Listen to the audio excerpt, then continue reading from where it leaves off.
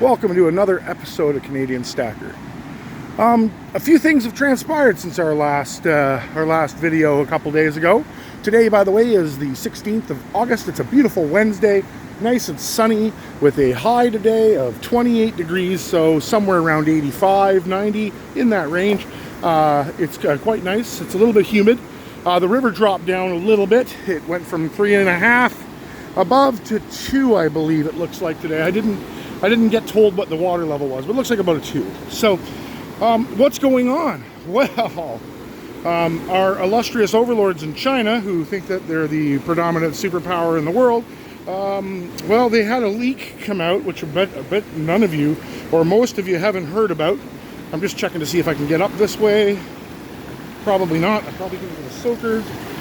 Yeah, so, yeah, some data got leaked out on China, and they're not too happy right now. Turns out that their economic conditions aren't quite so rosy. I did discuss it last video about them potentially one of their real estate companies defaulting.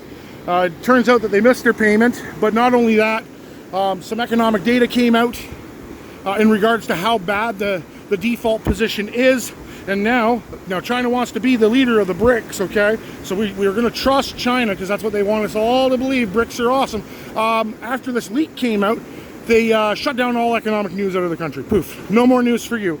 We're not going to give you any statistics anymore. So China's literally just, we don't like what's been leaked out, and we're going to change the narrative by saying there is no narrative. So, yeah, I don't know if any of you have heard that, but if you have, put a thumbs up in the comment section. Leave me a comment, let me know. Some more stuff that's happened. India finally made its first purchase of oil from Saudi Arabia for a grand total of 1 million barrels of oil for $81 million equivalent in a rupee payment. So now they've made a rupee payment outside of the US dollar system, but what they're not talking about, all these quacking heads, is it was still used the SWIFT system to transfer the funds. It might have been in rupees, but it went into the US dollar system, got transferred, and paid out to them using the SWIFT system. It didn't use some other magical banking system that doesn't exist. And to my understanding, they didn't fly paper rupees over there. So, yeah, the money got transferred through the SWIFT financial system.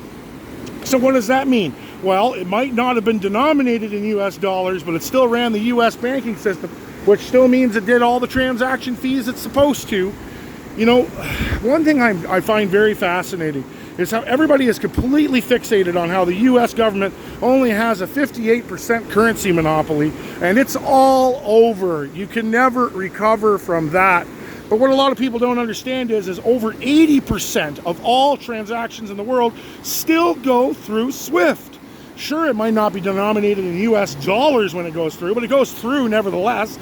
And the American government does the money handling. Who wants to trust like a pot dictatorship, you know? Like, we got first world countries, and then we got what we call third world countries. But I'm going to make a new title called second world countries. These are countries that seem to think that they have all the abilities of first world nations, but they don't. I.e. India, i.e. China. Sure, you make your BRICS-backed money there, your commodity-backed money. The problem is that the majority of the world's food that's eaten is manufactured outside of those nations. Like China right now imports most of the food that they feed their citizens.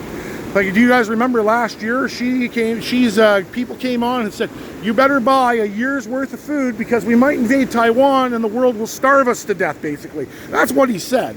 Well, not those words, but that's basically what he implied. We won't be able to get food and you'll die. Or we're going to have a crop failure like they did this year with a massive hurricane that came through and flooded out, I think it was 12 of their provinces and destroyed their crops, and now they're food short.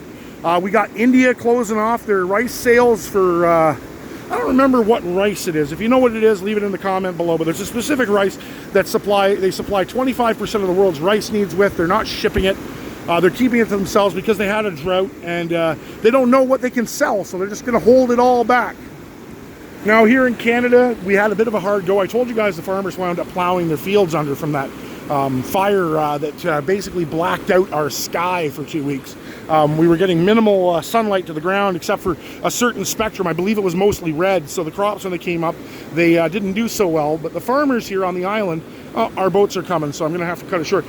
They tilled all the crops under, and then rather than growing corn this year, because corn takes a much longer time to grow than this particular product, they planted a shit ton of soybeans. Like the whole island's covered in soybeans, and the soybeans have done incredibly well. We've had nothing but good rain every other day, and soybeans thrive on that stuff. So yeah, so our output I think is going to be a bumper crop out of Quebec for soybeans this year. Yeah, there's a bunch of things that they're saying are short in the supermarkets, but you know what really concerns me is all the shipping containers that are stored over in China that aren't being released. Now that's more concerning to me than anything else. Something for you to look up. But anyways, my boat's just about here. I got David coming in, which means our rafts aren't too far behind. I really do hope that you get something out of this content. Remember, I'm just a dude down by the river enjoying the day. Maybe David will do some tricks for us, and we'll see if I can get a trick or two out of David. Yeah, he's just running that little hole up top there. Maybe he'll come down here for us, pop one. But I hope you guys get something out of the content. And once again, this is not financial advice. I'm just a dude down by the river trying to enjoy the day and bring you the best possible content that I can, you know, and with a little bit of whitewater action in the process. You know, so yeah, until next time, keep your thumb to the sky, keep on being awesome, and have a great and amazing day. Oh, I'm coming with another video on the Magnificent 15. It's coming up shortly. I've been too busy to do it, but the season's slowing down, so I got extra time now. So I'm going to do the Magnificent 15 probably within the next 7 days. I'm going to see if I can get a hold of Bruce and maybe get him on the phone to do some talking with us, but we'll see. But anyways, like I said, till next time, keep your thumb to the sky and keep on stacking.